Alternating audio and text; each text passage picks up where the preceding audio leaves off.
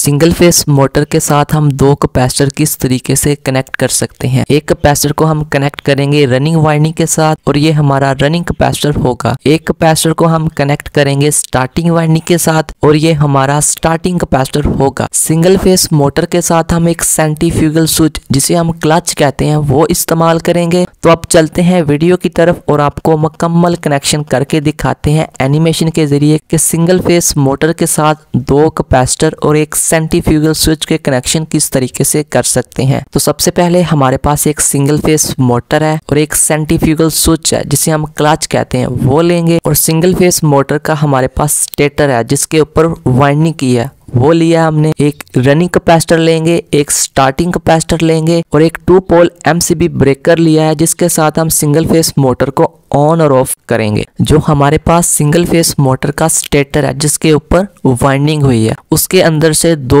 Running की वायरें बाहर निकलेंगी और दो स्टार्टिंग की वायरें बाहर निकलेंगी और जो हमारे पास सेंट्रीफ्यूगल स्विच है 2 वायरें उसकी बाहर निकलेंगी। ये टोटल 6 वायरें हैं। इन 6 वायरों के साथ हम दो कैपेसिटर के कनेक्शन किस तरीके से कर सकते हैं, एक रनिंग कैपेसिटर और एक स्टार्टिंग कैपेसिटर। तो सबसे पहले हमारे पास जो 2 पोल एमसीबी ब्रेकर है उसके इनपुट पॉइंट पर हम सिंगल फेस सप्लाई को कनेक्ट कर देंगे, एक फेस पॉइंट को एक न्यूट्रल पॉइंट को। हमारे पास जो सिंगल फेस मोटर का स्टेटर है जिसके अंदर से रनिंग वायर और स्टार्टिंग वायर निकल रही हैं। रनिंग वायर से हम एक वायर लेंगे और स्टार्टिंग वायर से हम एक वायर लेंगे। इन दोनों वायरों को आपस में हम मिला देंगे और ये हमारा कॉमन पॉइंट हो जाएगा। 2 पोल एमसीबी ब्रेकर के आउटपुट पॉइंट से हम न्यूट्रल वायर को लेकर इस कॉमन पॉइंट के साथ वायर को कनेक्ट कर देंगे। रनिंग वायर का जो पॉइंट है उसके साथ हम एक वायर को कनेक्ट करेंगे और उस वायर को हम रनिंग कैपेसिटर के एक पॉइंट के साथ कनेक्ट कर देंगे। रनिंग कैपेसिटर के दूसरे पॉइंट से हम एक वायर लेंगे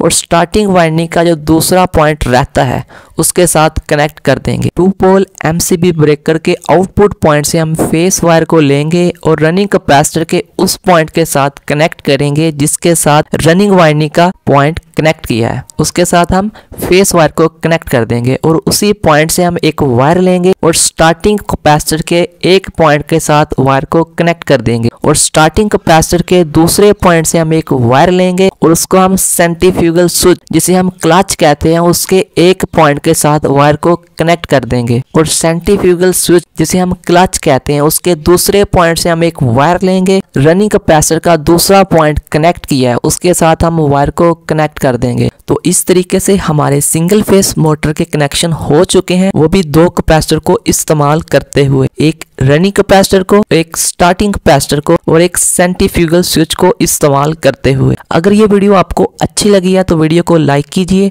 और शेयर कीजिए अपने दोस्तों के साथ। अभी तक चैनल को सब्सक्राइब नहीं किया तो चैनल को लाजमी सब्सक्राइब कीजिए। दोस्तों अगर आप 3 फेस मोटर के टर्मिनल के कनेक्शन स्टार और डेल्टा के अंदर सीखना चाहते हैं वो भी प्रैक्टिकल के साथ, तो उस वीडियो का लिंक आपको एंड स्क्रीन में मिल जाएगा। अगर दोस्तों आप स्टार डेल्टा स्टार्टर के पावर और कंट्रोल के मुकम्मल कनेक्शन सीखना चाहते हैं तो उस वीडियो का लिंक भी आपको एंड स्क्रीन में मिल जाएगा।